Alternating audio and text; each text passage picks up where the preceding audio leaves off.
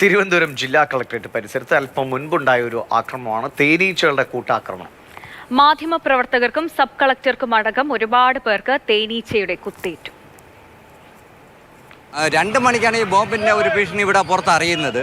അത് കഴിഞ്ഞ് അതിനെ പരിശോധിച്ചതിന് ഇടയ്ക്കിലാണ് ഇതൊരു കൂട് ഇളവി താഴെ വീഴുന്നതായിട്ടാണ് റിപ്പോർട്ട് വരുന്നത്. ഇത് ഇല്ല മറ്റേ ഡെപ്യൂട്ടി കളക്ടർ മേലിൽ മൊത്തം കൂട്ടിയിരുന്നു. അങ്ങനെ കുടപ്പനക്കുന്നിൽ വന്നു, ജംഗ്ഷനിൽ വന്ന് ചുണ്ണം വിട്ടു കൊടുത്തത്. ഒരുപാട് പേർക്ക് പരിക്കുണ്ട്. ഒരു സ്ത്രീയെ ഇത് തേനീച്ച കൊത്തി താഴെ നിലത്ത് ഇട്ടിരുന്നു. അവിടെ നിന്നാണ് ഒരു സ്ത്രീയെ ഇപ്പോൾ കൊണ്ടുപോയത്. ഈ കളക്ടറേറ്റിന്റെ ഒരുപാട് വശങ്ങളിൽ ഇപ്പോൾ ഈ തേനീച്ച ഉണ്ടല്ലേ? അതിൻ്റെ ബാക്ക് സൈഡ് മൊത്തം ഈ വലിയ പെരുന്തേനീച്ചയുടെ വൻ കൂടാണ്. First we had a bomb scare. We got an email. The email mentioned that some RDX etc. has been planted in the pipes over here.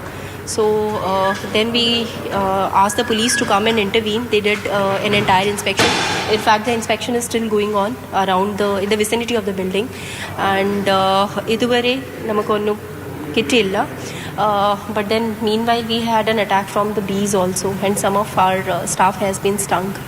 So we have taken them to various hospitals for necessary medical attention. Immediately the thing is to get the necessary medical treatment for the people. We are focusing on that. And the people who were stung badly have been taken to medical college. And regarding another beehive, a big beehive is still here. For that we will be contacting the concerned team to get and to come and remove it. ഗോകുൽനാഥാണ് വിവരങ്ങളായിരുന്നു. Gokul, നമ്മുടെ ജിബിനും camera ബിജുവുമായിരുന്നു. അവർക്കും പരിക്ക് പറ്റിയിട്ടുണ്ടായിരുന്നു. അവരുടെ സ്ഥിതി എങ്ങനെയുണ്ട്? ഈ തേനീച്ച കടിച്ചാൽ കുറച്ച് ബുദ്ധിമുട്ടാണ്. ഇപ്പോൾ അവിടെ ശാന്തമായോ? ഇത് ബോംബ് ഉണ്ട് എന്ന് ഒരു തേനീച്ച ബോംബായിപ്പോയി അല്ലേ?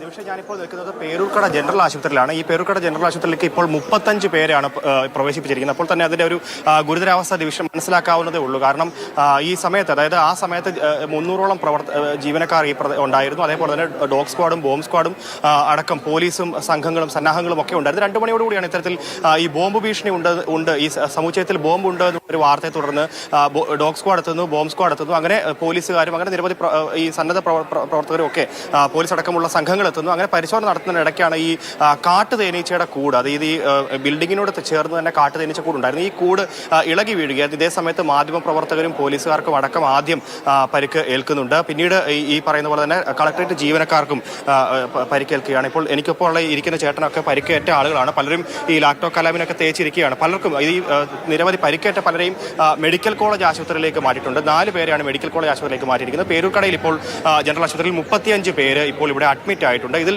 ഒരാളുടെ അവസ്ഥ ഗുരുതരമാണെന്നുള്ളതാണ്. ചേട്ടാ, എത്ര മണിക്കൂർ കൂടിയായിരുന്നു ഈ സംഭവം ഉണ്ടാകുന്നത്? ഏകദേശം ഒരു 2 മണിക്ക് ശേഷം. ഞങ്ങൾ ഭക്ഷണം പലരും കഴിച്ചിട്ടുണ്ടായിരുന്നില്ല. ഭക്ഷണം കഴിക്കുന്നതിൻ്റെ ഇടയിലാണ് എല്ലാവരും പുറത്തിറങ്ങണം എന്നുള്ള ബോംബ് ഭീഷണിയെ തുടർന്ന് പുറത്തിറങ്ങണമെന്ന് പറഞ്ഞു. എല്ലാവരും പുറത്തിറങ്ങി. ഞങ്ങൾ പുറത്തുള്ള ഗാർഡനിലെ എല്ലാവരും സ്റ്റാഫുകളും അതിൽ ഡെപ്യൂട്ടി കളക്ടറും കളക്ടർമാരും സബ് കളക്ടർ എല്ലാവരും ഉണ്ടായിരുന്നു. ഞങ്ങൾ നിൽക്കുന്നതിൻ്റെ ഇടയിലാണ് പെട്ടെന്ന് കടന്നൽ മൊത്തം ഇളകി വന്ന് ഞങ്ങൾ ഉണ്ടായിരുന്ന ബിൽഡിങ്ങിലെ കടന്നൽ കൂടാണ് ഇളകിയത്. അതെ, ബിൽഡിങ്ങിൽ എവിടെ നിന്നും അറിയില്ല. ബിൽഡിങ്ങിൽ നിലവിൽ 2-3 കടന്നൽ കൂടുകളുണ്ട്. അത് ഏതാ ഇളകിയെന്ന് നമുക്ക് കൃത്യമായിട്ട് അറിയില്ല. ചുണ്ടിലെ പരിക്ക് ഇപ്പം കടന്നൽ കുത്തിയതാണ്. ഇങ്ങനെ വലിയ ഗുരുതരമായി പരിക്കേറ്റ ആളുകളുണ്ടെന്ന് പറയുന്നുണ്ട്. പലരും ആംബുലൻസിലും പിന്നെ മെഡിക്കൽ കോളേജിൽ വിട്ടിട്ടുണ്ട്. കളക്ടറിനും കുത്തേറ്റിട്ടുണ്ട്. അങ്ങനെ എന്താണ് സംഭവിച്ചെന്നറിയില്ല. പക്ഷേ ഇപ്പോൾ കളക്ടർ അടക്കമുള്ള കടന്നലാണോ തേനീച്ചയാണോ? തേനീച്ചയല്ലേ കുത്തേറ്റിട്ടുള്ളവരുണ്ട്.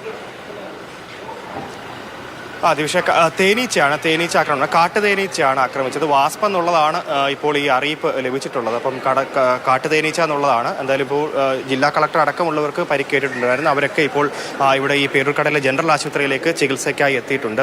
ആദ്യ സമയത്ത് ഇത് തേനീച്ചയാണോ കടന്തലാണോ തുടങ്ങിയ കാര്യങ്ങളിലൊക്കെ സംശയങ്ങളുണ്ടായിരുന്നു. അപ്പോൾ ഇത് കടന്തൽ എന്നുള്ള തരത്തിലാണ് വാർത്തകൾ വന്നത്. എന്തായാലും ഈ കാട്ടുതേനീച്ചയാണെന്നുള്ള കാര്യത്തിൽ ഒരു സ്ഥിരീകരണം ഉണ്ടായിട്ടുണ്ട്. ഈ പലർക്കും ഏറിയ പങ്കാളികൾക്കും വലിയ ഗുരുതര പരിക്കുകൾ ഉണ്ട് എന്നുള്ളതാണ്. 35ഓളം പേരാണ് ഇപ്പോൾ ഈ പേരൂർക്കടയിലെ ജനറൽ ആശുപത്രിയിൽ ചികിത്സയിലുള്ളത്. അതുകൂടാതെ മെഡിക്കൽ കോളേജ് ആശുപത്രിയിലും നിരവധി പേർ ചികിത്സയിലുണ്ട് എന്നുള്ളതാണ്. ഗുരുതരമായി പരിക്കേറ്റവരെ പേരൂർക്കടയിലെ ആശുപത്രിയിൽ നിന്ന് മെഡിക്കൽ കോളേജ് ആശുപത്രിയിലേക്ക് മാറ്റിയിരിക്കുകയാണ്. 4ഓളം പേരെയാണ് ഇപ്പോൾ മാറ്റിയിട്ടുള്ളത്. ഇതിലൊരാളുടെ അവസ്ഥ അതീവ ഗുരുതരമായി തുടരുകയാണ്. മാത്രമല്ല മറ്റ് പല ദൃശ്യമാധ്യമ പ്രവർത്തകർക്കും സാരമായ പരിക്കേറ്റിട്ടുണ്ട്. എടുത്തു പറയേണ്ടത് നമ്മുടെ പ്രതിനിധികൾക്കടക്കം പരിക്കുണ്ട്. ജിബിൻ JBക്കും അതേപോലെ തന്നെ ബിജു VSനും പരിക്കുണ്ട് എന്നുള്ളതാണ്. എന്തായാലും അവർ എല്ലാവരും ഇപ്പോൾ ഈ പേരൂർക്കടയിലെ ജനറൽ ആശുപത്രിയിലേക്ക് ചികിത്സയ്ക്കായി എത്തും.